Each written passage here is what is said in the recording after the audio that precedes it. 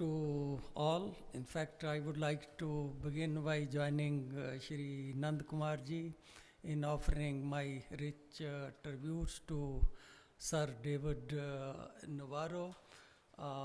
And I just want to share with you that I was drawn into food system by Mr. David Navarro. In fact, 6 years back, David Navarro, after he became advisor to UN Secretary General on food system, he wrote to all the countries to appoint national coordinators to write about food system in the country, whatever loose form, how thinking around food system, how objective underlying food system are being achieved. But since it involved doing some work, our official channel didn't respond to it, and he was very much frustrated that a country for which he has so much respect and a country which he really believes can be Bishop Guru. He used to believe in those kind of things, that there nobody was willing to write the country paper on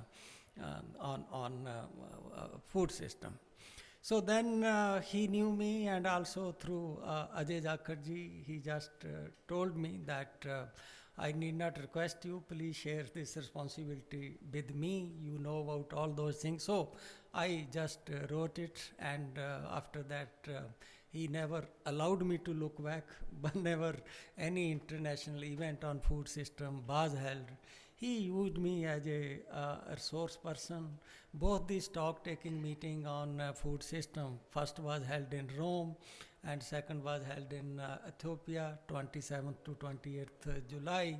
So he just invited me, but Government of India nominated me on the invitation which came from UN Secretary General. In fact, I would say that that the credit for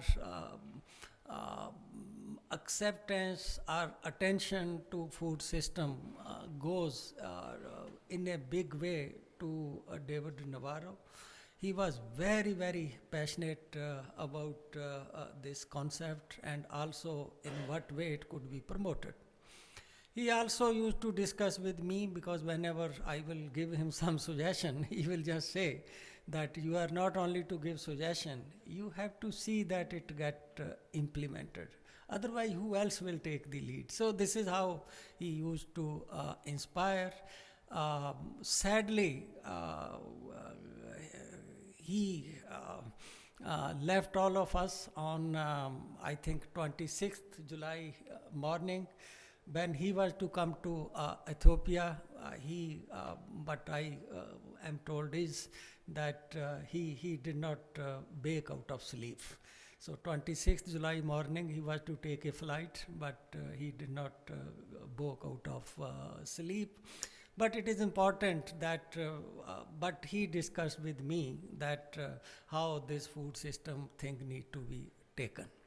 So what I shared with him is relevant for this group, because Ajay has also been steadfastly trying to promote food system in India, and he also participates in large number of international debates on this particular concepts. So, but I and David, we just discussed. One was that there are two dimensions of food system. One is that you use term food system in loose sense as a synonym with whatever you do to the agri-food sector. You just say that food system growing well, food system not doing well. So what you have in mind sometime is, in general parlance, that agri-food production. That is what is in mind. That is, I would say, in general parlance, in loose sense. But food system technically has a very, very deep meaning, and all those concerns which we talk on daily basis, food ka quality अच्छा नहीं है, food से ये हो रहा है, all those things. So I will come to it. All those things, they are subsumed in the concept of food system. So I feel to just share with you, as a respect for David Navarro, that I just told him that this time when we meet in Addis Ababa on 27th morning, the conference was to start from 27th evening. So we decided that we will meet in the forenoon when the organizer arranged a field visit for the participants. So we decided that we will not go for a field visit, so we will discuss this food system. And I didn't know by that time that he is no more. So I just went there and I found he was not there. It is just a coincidence that then I got first WhatsApp from Ajay that David Navarro is no more. Then I asked the organizer and they just confirmed me that this sad thing has happened. So, but I told him is that let us now start a discussion on food system in theory and practice. So I told him that as far as theory of food system is concerned, there is no doubt it is very attractive concept. We need to adopt it, we need to popularize it. But when it comes to operationalization, there are real serious issues in this. So let us discuss these things. First is sensitizing the participant about the technical meaning of food system. And second is that food system from theory to practice, not in theory and food system from theory to practice. So, in the same vein, I will just share my views with you on this concept as required by the organizer from me. But for sake of brevity and sake of clarity and also to complete on time, I will prefer to today to just read quickly so that I'm able to convey it. If I have to convey same thing without reading it, maybe I will take more than 1 hour. I'm not so good orator. So I thought that today, normally I don't do it, that I will quickly read what is my thinking on this food system. Okay, if you want, I can do little bit polishing and do it. Give to Ajay ji. Huh? Just contact me, but definitely I will give to Ajay ji. So, before we start discussing merit or demerit of adoption of food system approach, I feel it is important to explain, even though briefly, why there is a need to shift to quote unquote food system approach. What is meant by food system approach? How food system approach is different than the conventional approach of agri-food development. Then I just find that as far as first question is concerned, why there is a need to shift to, I feel there are 4 reasons for using or adopting the concept of food system approach. The first reason is that conventional development approach for agri-food sector predominantly focus on growth in food production and did not take explicit cognizance of how this growth is achieved and how it is affecting other than producers like consumer, natural resources, environment, biodiversity, emission, health of planet. The second reason is that there is an unsettled debate whether strategy for growth is favoring consumer or it is favoring producer more. It is often alleged by producer that they are not getting right price for their produce, while consumer complain they are not getting value for their money, an aspect which organizers have subsumed under the term justice. Third reason, effect on diet, nutrition and health, serious health concerns, slow improvement in nutrition. If you look across the world, particularly in India, so last 25 years per capita food production increased by 50%. But still FAO came out with its latest report where it says that 10 years back there were 12% people who were undernourished. Now also there are 12%. During COVID it increased, then we brought it down. So serious question of that we are so much surplus in some type of foods, but why we are not making similar kind of improvement in health and nutrition. Fourth, effect on equity. two dimensions. One is that contemporary world equity, social impact, gender, youth, smallholder versus large holders, and I think much more importantly, intergenerational equity. What effect it will have on the future production environment and its impact on our children, grandchildren. Food system approach encompasses these missing dimensions. It got global support with UN initiative on sustainable food system started 5 years back.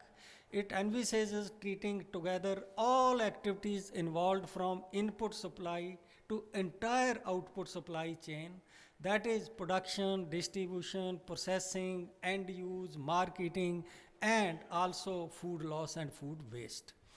It focuses on all actors and activities, their interaction and outcome across supply chain, but people call from farm to fork, from plow to plate. I would say from field to end use, whatever way, including impact on land, water, environment, natural resource system, biodiversity. When it comes to justice, I will not go into detail, just to flag it. The food system approach is expected to see impact on producer as well as consumer and impact on present generation versus future generations. When we think in this background, you will find that India and almost all other countries developed their agriculture transformation strategy around the goal of grow more food or growth or raising the food production. All other things were made to serve this goal, and it was considered vital and in some cases sufficient to improve livelihood of producer, to supply food which is affordable and lead to food and nutrition security. In my view, Indian planners were conscious that growth cannot be achieved simply by wishing it. It requires motivation of producers to use modern input, make improvement in farming, improve soil, invest in irrigation, capital, etc., etc. So, price assurance was made an integral part of agriculture development strategy, which was a way to provide justice to livelihood and also a step toward farming system approach.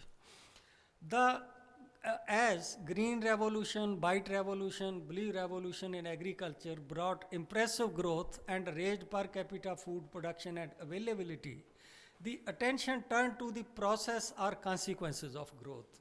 So this brought issues of cost of growth, that we are having very good growth, but at what cost?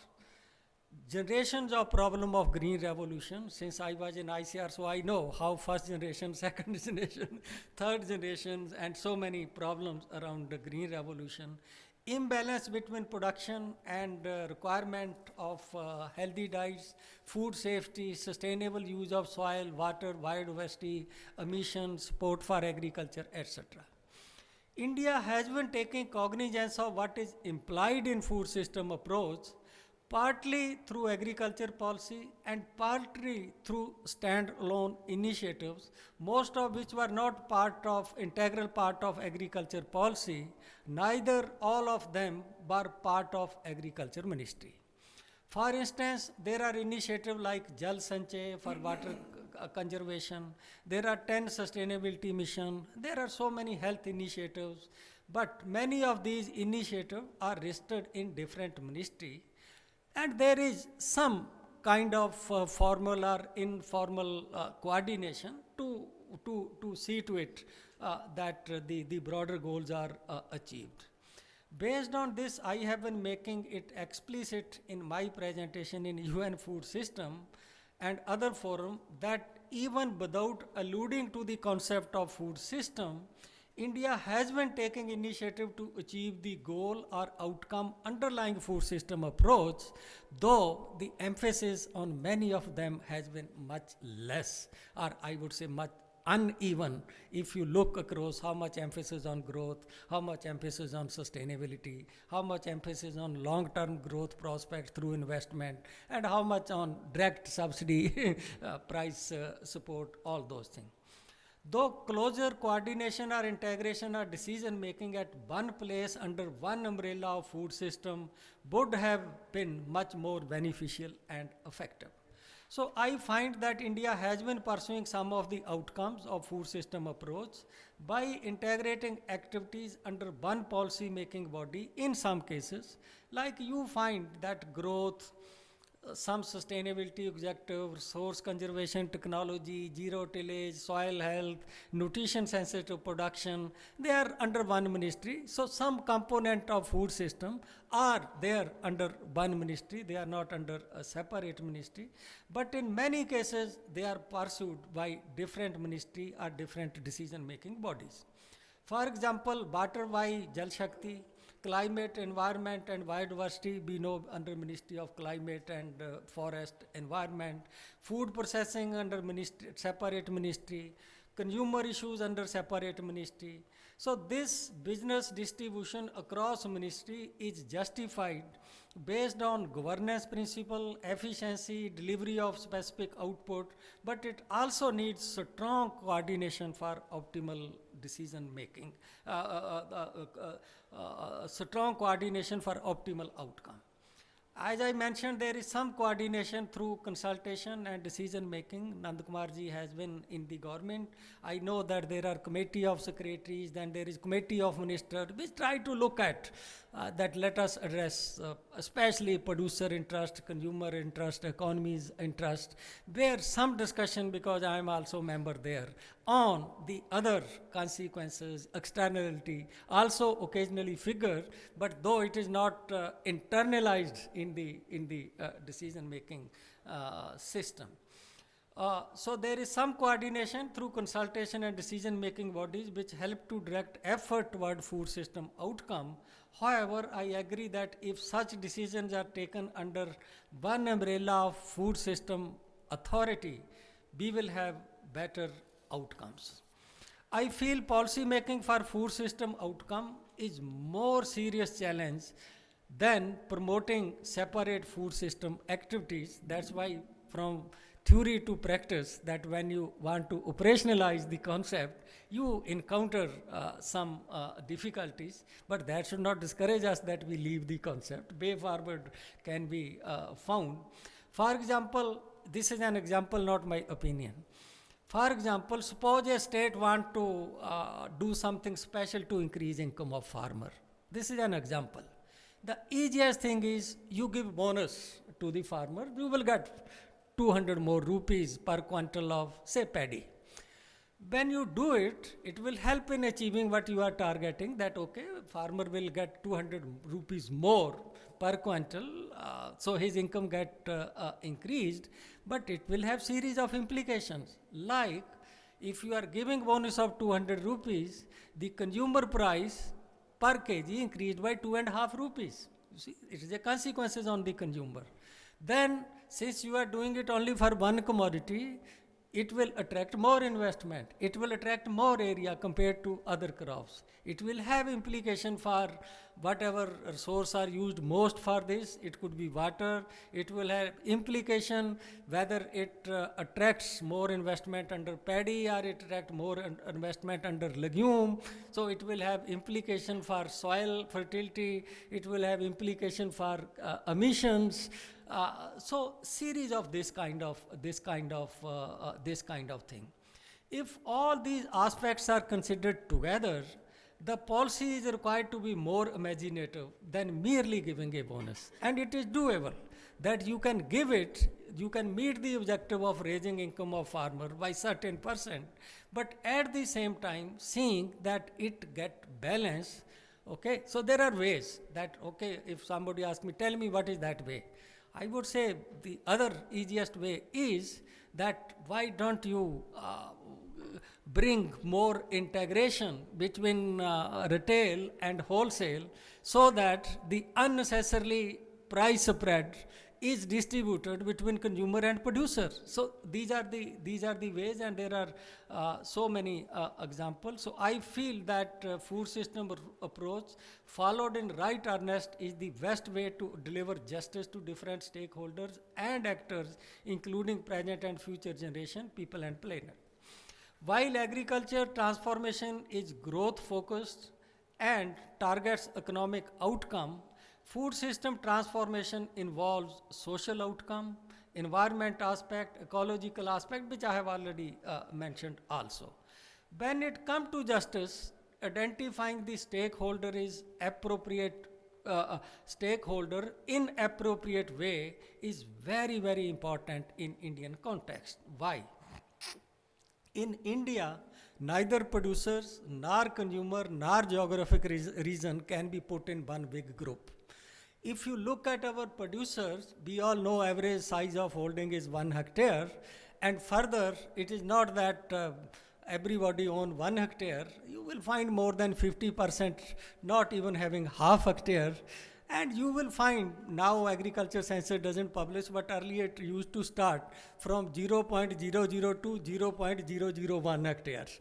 So that means even there are some farmers who own only 100 square meter of land, they are also considered landholders. That kind of things. So because of this thing, you will find that majority of farmers are not those who have a marketable surplus. Majority of farmers are those who are net consumers, that what they consume is more than what they produce. So if you are pursuing a particular policy in the name that we have 8 crore farmers, this increase in price is going to benefit them, I would say not necessarily. Maybe 5 crore of them, for them consumption effect is more important than the intended effect on production. So this is what calls that in case of India, we need to appropriately identify stakeholders when we are talking of livelihood or others.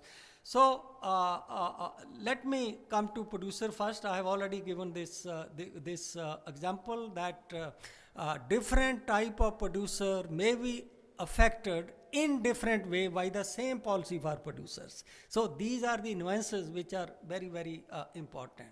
Similarly, trade policy, and I have written a paper on this, that when you do trade liberalization, but we did after WTO, so I did a study for UN at that time, that in the case of India, trade liberalization has been very beneficial for the state with high per capita income, and it has adverse welfare impact for the states with low per capita income. How it operated? It was very simple, that trade liberalization favored cereal and cereal, mainly wheat, paddy, they are exportable, and it adversely affected oil seeds and pulses. So if you look at percent of area under oil seed and pulses, wheat and rice, you just find that it get negatively correlated with the better of state and like this. So it was based on that I presented all those quantitative estimates that how for a large country like India, non-homogeneous country like India, the same trade policy will affect different region differently. So when we are talking of justice, I think such distinctions need to be kept in mind. India's trade policy has very carefully balanced interest of producers and consumer and producers of various commodities. We have followed policy of strategic liberalization rather than free trade. So within India, of course, we should be critical of government policies. Constructive criticism is always important, but when you compare what is happening in other developing country, I think you start taking more charitable view of India's policy. Okay, so I will just now rush. Another reason I want to give that how the same decision can be different.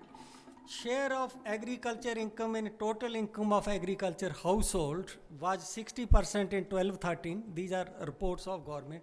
It has come down to 54% in 19. In next 6 years, we have not yet published. My gut feeling is that share of non-agriculture in overall income of producer will be more than what is share of agriculture in the income of agriculture household. So what does it mean? Simple interpretation, that if you are promoting non-agriculture activity in a rural area, that may be relatively more beneficial than relatively than promoting agriculture activity. So it is not that always promoting agriculture alone can be beneficial for agriculture household. Sometimes promoting non-agriculture activity can be even more beneficial, particularly when you are seeing resource trade. So I feel that these are the things more complex, so I will like to conclude. In conclusion, I want to say that our approach followed so far has given us good economic outcome, as is evident from the acceleration in growth in food output, sectoral income of agriculture, and farmers' income. There is a paper on NITI site, my paper on, it present estimate of what is growth in farmers' income, sector income, food output, etc., etc. So their growth has reached historically highest level in the last decade, which is also globally highest. This has put us in comfortable position to focus more on food system outcomes like nutrition, sustainability, and nature-friendly production practices, even if it involves some trade-off with growth. So I feel we have now reached a stage where we can have more nuances and more balanced development strategy for agriculture. Thank you. Thank you, Dr. Ramesh Chand. Now, Dr. Rathin Roy, he likes to be introduced as a political economist, so I would stop there. And I always enjoy it because you see, and especially now, since I don't wear any hats, as of 3 months ago, I gave up my last job that meant dealing with HR and boards and things. So I'm actually a political economist. I make money, but for myself. So it is absolutely wonderful again to hear Ramesh, because every time I heard him when I used to work with government, I came away learning something. And I'm afraid I can't say that for most people in government. But I can certainly say that about Dr. Ramesh Chand. Every time I met him, and today was no exception. So he's done all my work because you see, I know nothing about agriculture whatsoever because I'm a macroeconomist. Obviously, a few things I've said, people who work in the domain seem to like. And that is why they call me to gatherings like this, but I'll stick to that. So as a macroeconomist, building on what Dr. Ramesh Chand said, let me give you the angles of attack. Number one takeaway I got was from your last statement, sir, which was very interesting. And you didn't go into it with good reason. It's complicated, like you said. Because if the proportion of non-agricultural income accruing to agricultural households is going up, then I don't really need to worry about the income issue of farmers at all. Because if that's a secular trend, and it continues till, let's say, 20% of the income comes from agricultural activities, it's okay. But it's not, only for the simple reason that you do want that 20% income to come from, as speaking as an economist, to come from increases in productivity and reduction in subsidies, both input subsidies, producer subsidies, and consumer subsidies, so that we have a less subsidized and more productive agricultural sector. And then if you go up that chain and the income from agriculture is more, the same principle applies. I think this is very important for economists to understand. And sometimes we don't understand this. Because, you see, when I was a kid doing my undergraduate degree here in Delhi, I once asked a professor, I said, agriculture is very boring because we want to modernize, we want to be in industry, services. What is all this agriculture? Why are we interested in agriculture? And they said, food. You must grow more, grow more, grow more. Why? PL 480. So what is PL 480? I wasn't born then. So it's something about some ship dumping wheat in the sea or something. So India got paranoid. We had this green revolution and we had to grow more food. What food were we going to grow? You know, who was going to consume it? How would it be distributed? I'm not going into that, you're all experts. But at the end, we did grow more food. And we were successful in our objective, which was not to be dependent on US subsidies for food and not to be food short and for people not on the supply side to go hungry, right? We did that. But that has extremely portentous outcomes for two things. One, productivity. Three, the amount of intervention that happens in agriculture. And the third is, I think you rightly said that, Ramesh, equity for all agents involved in this business of agriculture. So let me start with productivity. I have a friend, I don't know, maybe you know him, Ajay Manpreet Badal, he was in college with me, so he was briefly finance minister of Punjab. So when I used to work with NIPFP, they called me fool's errand to sort out Punjab's public finances. I must be the 36th person they've called in 36 years. And of course, they're not sorted out yet. I don't think anyone can sort out Punjab's finances except the Gurudwaras. But then he said to me, I was talking to him about agriculture and what happens in Punjab. And he said, Rathin, Bhatinda mein, sab Hindi bolte na yahan. Bhatinda mein abhi oot nahi chalte hain. And if you know the history of Bhatinda, you will realize what he was talking about. Bhatinda is a place where you should see you should see camels on the landscape. If that becomes a rice growing area, the whole Saraika, there is something seriously wrong from the point of view of the productivity and profitability of that geography. But it's not seriously wrong from the point of view of growing more food for everybody. If that's all you want to do and you want to be self-sufficient in America, which you have achieved.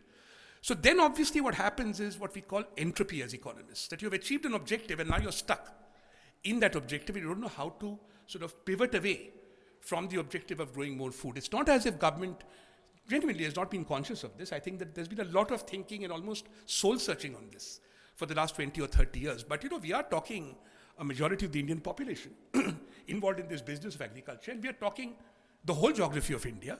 So quite understandably, the political space to pivot away from this is not going to be easy unless someone sort of says bold things. So the first task we have, I think, proposal to you, and actually for your consideration and response, is we should now take a decision that the only way that people are going to make more money out of agriculture at a macroeconomic level is by reducing the subsidies to agriculture or by increasing productivity in agriculture and by linking every subsidy to a productivity enhancement.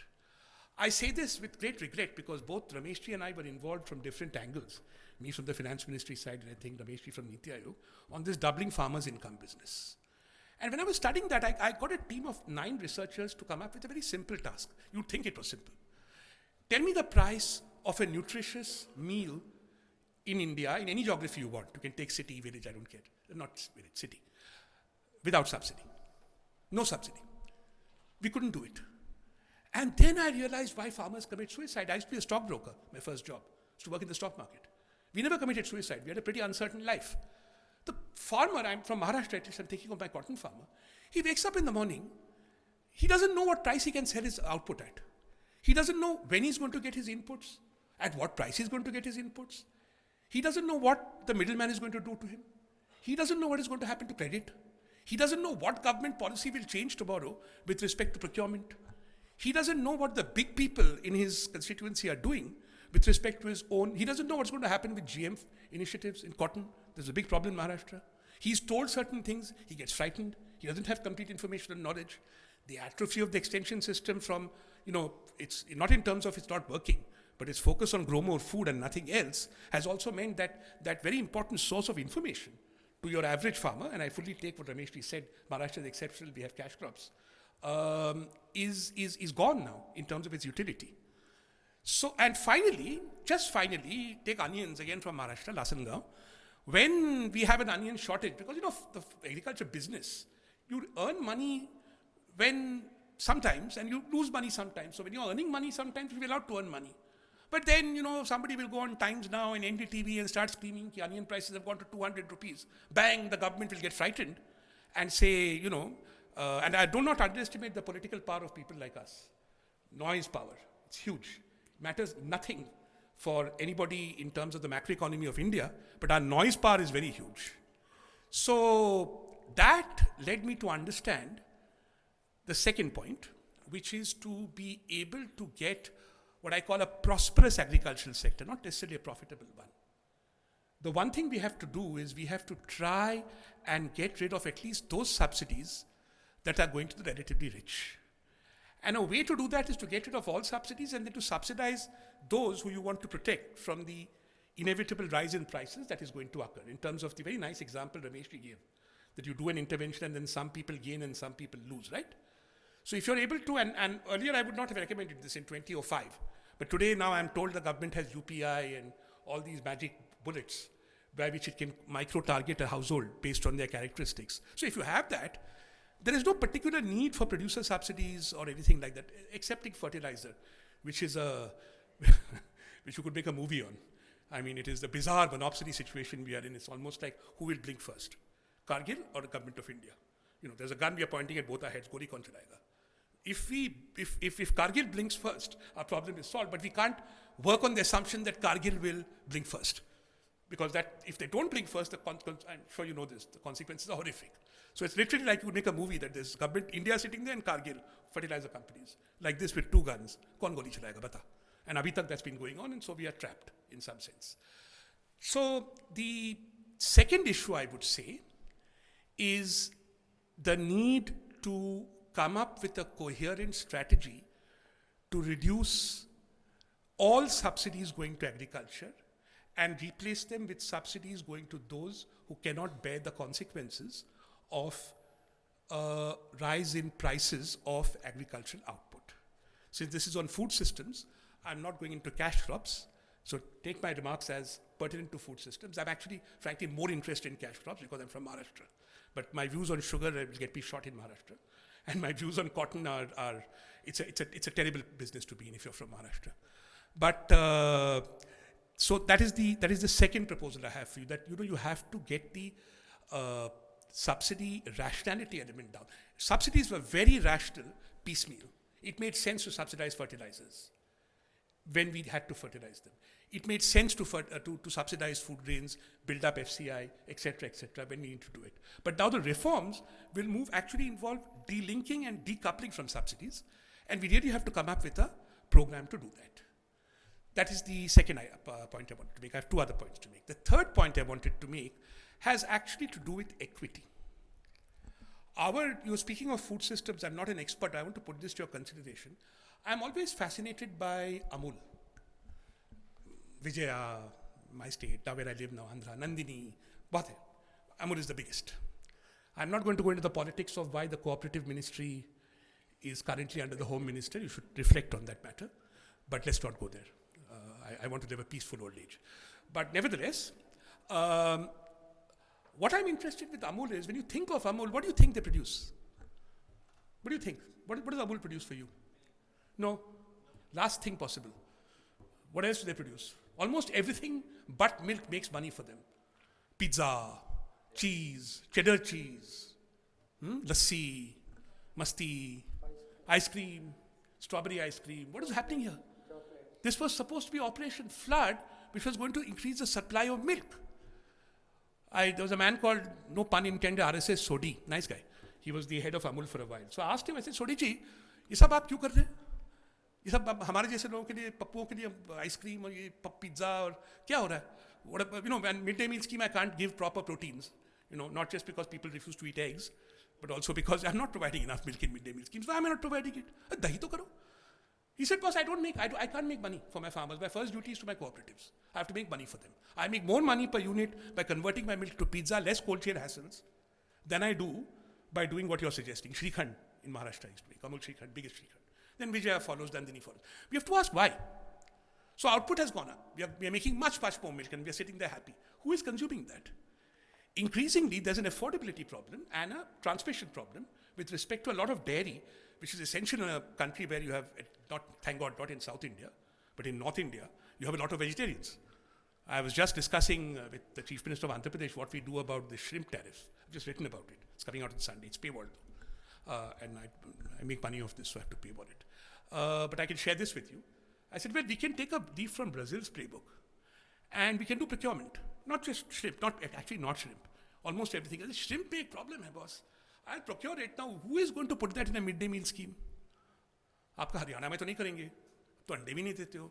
और ये क्या है वो कल्पवृक्ष नाम भूलिया में, Akshay Patra. They'll faint.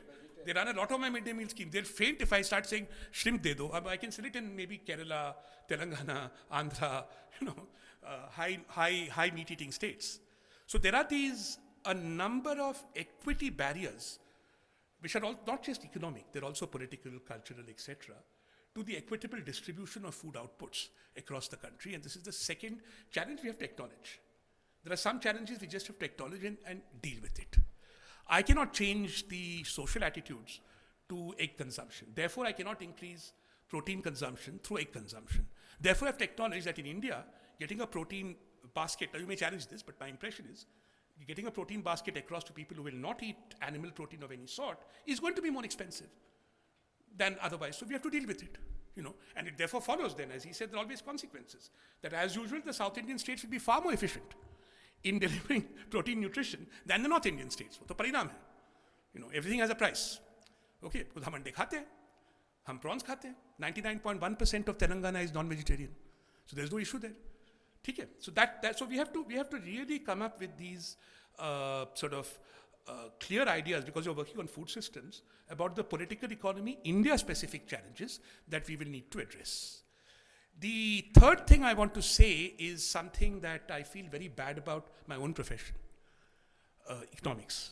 I know the CA is coming. He's also, like me, a macroeconomist, so I doubt he's probably much better briefed than I am.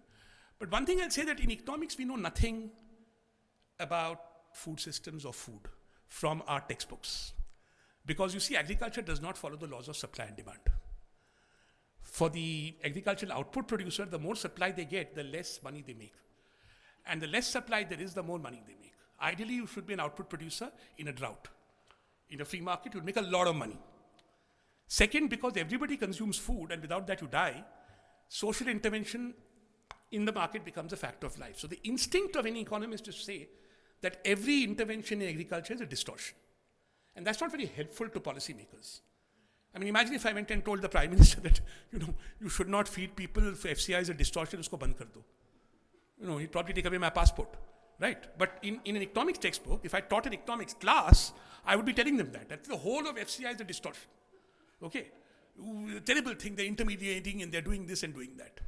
For which reason, we are not able to actually do our jobs when it comes to something very serious, which Ramesh alluded to. These adhatyas, middlemen, I don't know what you call them. So it's common knowledge in India that the unit price that an agricultural producer gets and the price at market, the gulf is one of the biggest in the world. That we economists know. But why is it big? What is the logic to that adhatya being there? That we as economists don't know. So what we do is the sign of saying, this is very bad. I was talking to Mr. Joshi earlier. So this is a big problem that social scientists have. We don't understand that whatever happens, you may not like it. There is always a logic to it. There is something that is happening there that is giving that middle person value. It could be funding political parties' elections. I don't know what it is. I really don't know. But there is something that is causing that intermediate value to move neither to the consumer nor to the producer, and there's been no research on what that intermediate is. So to conclude, therefore, I would say that when you look at food systems, it is going to be very difficult to look at it in a large country like India, without looking at the politics of food systems. Because it still remains to this day true that the politics of food systems affects its output, delivery, and equity. Remember, the example I gave you of Amul is nothing to do with the rural sector. It is all about the urban sector. Operation Flood happens, and then people who live in cities demand pizza and ice cream, and that distorts Amul's output, because Amul's objective is to provide returns to their cooperatives, right? To their farmers. So they tell me, I don't know. So it's not just rural urban. There's a politics happening here, which has to be taken into account. There's a politics, no doubt, with middlemen, which is happening, which I do not understand, because I'll tell you something very interesting. Other than Kerala, which is a separate case, I'm sure you'd agree. If you look at Tamil Nadu, if you look at Andhra, if you look at Karnataka, these states have 4x the per capita income of North India. But they still have middlemen. The margins in these states they're lower. That's because they don't produce, such food. And of course, the third is historical legacy and how to move it. But for that, I'd say that's like an oil tanker that we're trying to move. It's not like moving a yacht, right? So the historical legacy of grow more food, changing that into a smaller, more productive agricultural sector that still produces enough food, that needs to be dealt with. In doing so, we should always be, this is something I've learned working in policy, confident. There are many ghosts of the past that will not revisit us tomorrow. And with that confidence, I think you can build tomorrow's food systems much more effectively. Ghost number one, we are never going to be dependent on other countries in the foreseeable future for our food supplies. It's not going to happen. We are okay there. Number two, we now have the national production networks that will permit us to be able to engage, if we want to, in effective last mile distribution of food. We have the payment networks and the subsidy networks that will enable us to reform subsidies without worrying about people getting hurt, because we have the technology and the means to do it. And finally, there is, I think, enough variety and heterogeneity in the country now to be able to move away from sort of unimodal attitudes to food. I'm trying to explain this to the Telangana Chief Minister all the time. He doesn't listen to me because there is a cultural value attached to it. That why are you giving rice in your, in your daily thing? Ulvacharu ragi. Take that, no, but you see, because rice is considered to be socially superior. So there's a cultural and political battle to be fought there, which we will have to fight. But there is no supply constraint there. There is not even any technology constraint there. There are many things that are wrong with ICR, etc. But if we need a technological response, our strike rate is good. We are getting it 70-80% of the time. So all those problems in the 70s and 80s no longer exist. But we have new problems now, which need to be addressed. And those problems, unfortunately, little non-technical in nature. They involve addressing politics, they involve addressing society and culture, and they involve a very different view of public policy economics to do with food than perhaps the easier view we had to adopt when we had to solve, dare I say it today in hindsight, without disrespecting any of the great people who did it for us from the Green Revolution on, dare I say, the relatively more complex problems that we have to face relative to that time. Thank you. If you just calculate that per acre basis, you are giving subsidy of 6,000 rupee. To begin with, you shift to that farmer will get the subsidy as a direct benefit transfer, but meter supply of power will be there. You will just find that farmers shift to it, they use less electricity, they use less water, you start moving towards sustainability, increasing income of the farmers. So that's what I said briefly, that if you have to, the easiest way is you give money, but you require more imaginative ways. So you can do same thing, but through more imaginative ways. I will take 1 minute more because some question may come on that. He also gave example of Amul. That most of the states, you give bonus of 100 rupee, 200 rupees. So if farmer produce, say, 50 quintals, he get 10,000. But if you make farmer a partner in the value chain, he can benefit much more, because all studies are showing that value addition post-harvest is much, much higher than what is the value addition in the production. So if farmer get even 10% of that, I have calculation on that, post-harvest value addition, he can get much better, and Amul is one such example. So I feel that we can achieve same goal in a much better way, but we have to change our entire approach and thinking. Yeah, I can take just 1 or 2 quick questions if there are any. Yeah. Morning, sir. My name is from the private sector. We work in agriculture, in agri-warehousing. We've seen there is digitization is impacting the governance across the country in a huge way with the Aadhaar scheme. Last few years, there's been a lot of talk on the agri-stack which is being developed. So has that helped reshape India's agriculture policy in any way? What sort of data has come out from the agri-stack, if we could get some idea about it?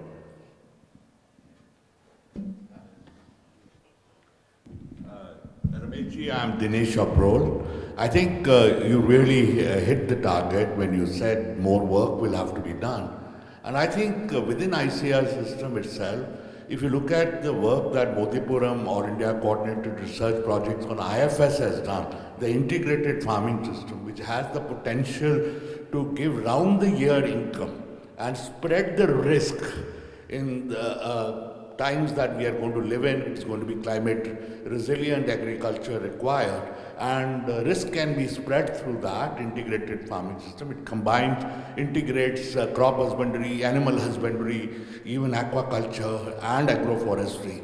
And I think that's the approach to go forward from income point of view, and it is also going to give benefits to us in ecological terms, in nutrition terms, and I think that's really the agro-food system approach according to me. And then you won't have to give subsidies in the manner that we are giving now. Yeah. Stop. Actually, I have one question, and that's the last. the question is, I do take your point about coordination.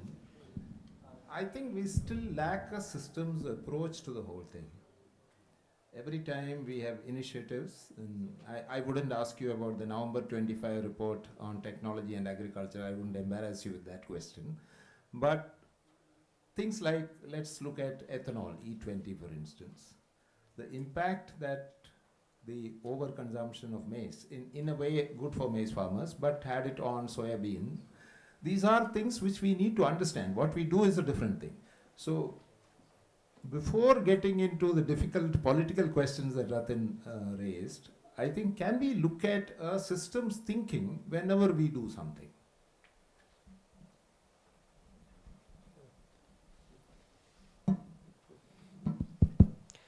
So, Chaturvedi ji, farmer, that data stack, it is still work in progress. It has not reached final stage. But I learnt is that yes, there are a lot of application. Let me give you one example. 2 months back, we have lecture by Michael Kramer. He is a Nobel laureate. He is working with the Ministry of Agriculture on this meteorological data on weather forecast. So, at present, you make forecasts at some level of aggregation. The maximum disaggregate you can do is where you have the weather station. Not below that, because you don't have informations. But I just raised some question to him, taking example of specific type of farmer. So it is not that in one geographic aggregate, all farmers are doing similar things. One farmer may be growing paddy, other may be growing corn, other may be growing still millets, somebody will be growing sugarcane.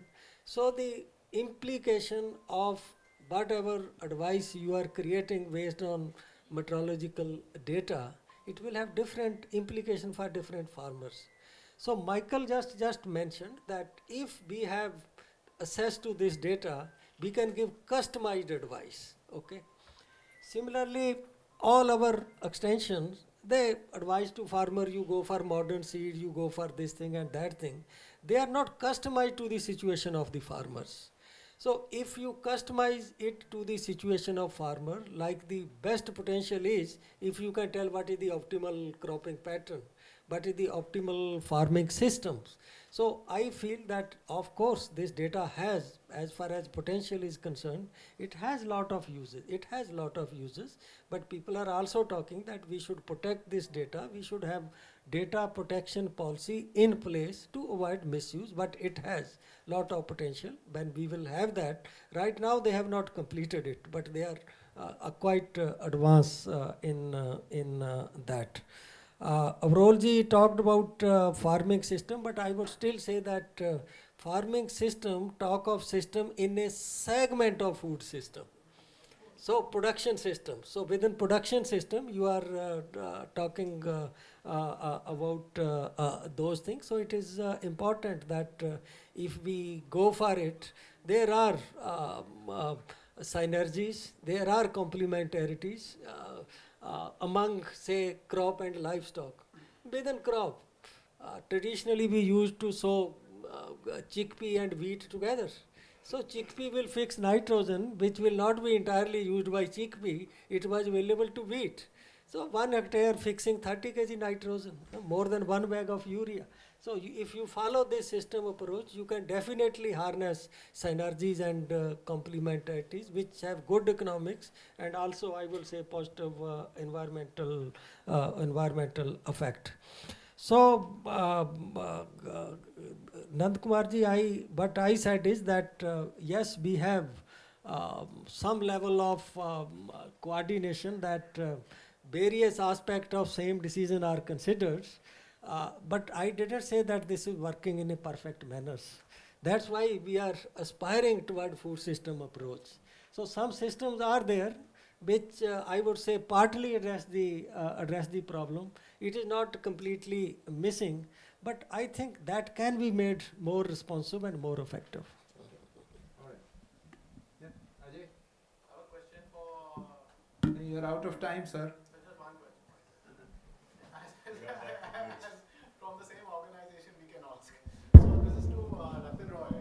So based on what both of you have said, that farmer prosperity will come from non-farm income and from non-farm activities. So do you think that the farmer narrative or the government narrative of incomes is completely wrong based on India's circumstances of having a politics of food or the political economy? You think farmers should be asking for services as we were doing after independence? So we thought, so the whole paradigm of focusing on incomes is why we are failing. Do you have an opinion on that? Well, it doesn't really matter, you see, because even if non-farm income is going up as a proportion of total income, it still is optimal in the farmer's interest and in the national interest that the income from farming goes up and becomes more productive and goes up through increases in productivity. There's one point I didn't mention, which is, again, I'm afraid, I'm now sort of free to talk politically. There is another political thing which refers to your organization, which is what I like about your organization very much, which is inhibiting farmers from doing this. I never see farmers negotiating anything except a bunch of people from Punjab once in a while, and that too very parochially.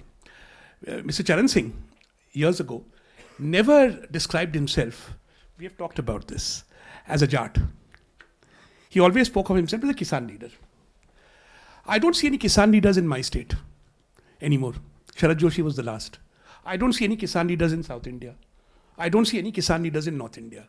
I see Jats, I see Marathas, I see Kunbis, I see Reddis, I see Thevars. And I see many of these people being farmers speaking parochially about farm issues from time to time.